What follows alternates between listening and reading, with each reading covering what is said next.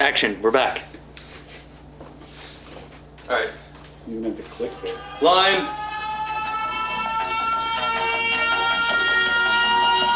your hands up in the air, put your hands up in the air, put your hands up in the air, put your hands up in the air. November, December-ish of 2013. It really sunk in after I like sat here in the basement and like, I don't know, ran the numbers and like thought more about the business side of it. Like, is this actually feasible? Is this actually, and it is. It's feasible. There's a market for it, and we can sustain ourselves, and we can sustain ourselves doing something we love doing. Hands are sticky. It's my fancy spar drum spaghetti strainer.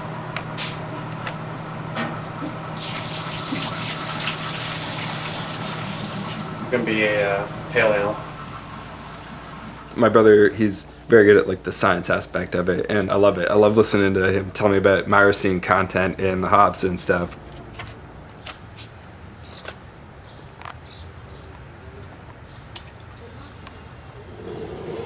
That means like you're subscribed. You guys are friends? Yeah, we're friends. Definitely we're friends. Jeez. That's me as a baby. Maybe your dad unfriended you. Yeah, maybe.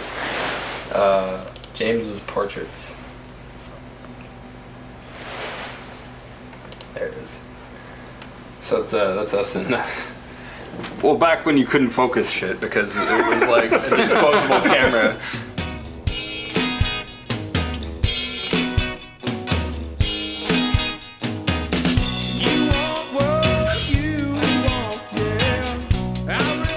The whole reason I got into home brewing, I was 18 and I was like, I can't buy beer at the beer store, but I can buy barley or like malt extract or whatever, and I can buy a bucket. You know, my dad, he used to home brew, so like I remember as a kid, like seeing him doing it in the kitchen, and it was pretty cool. I mean, as a little kid, you're like, what the hell are you doing? Like, it's like crazy science experiment and stuff.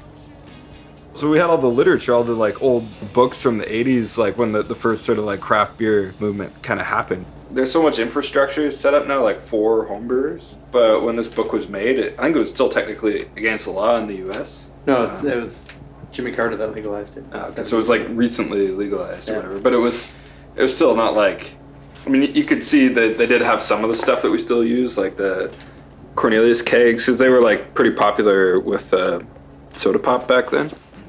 Dad's favorite was what, Rocky Road or? No, the Rocky Raccoon. Rocky Raccoon. Yeah, Rocky Raccoon's Crystal Honey Lager. So when our dad homebrewed in the early 80s, this was his favorite recipe. I'd really love to brew this one day.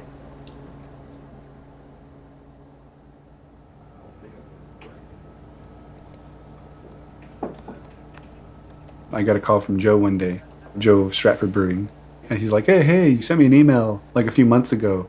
Sorry it took so long to get back to you, but I don't know if you're still interested or still looking for a place to contract brew. We met up with them. We liked the brewery. We liked his setup, and he liked us, I assume. And yeah, we just started brewing with him. We made a contract and started making beer.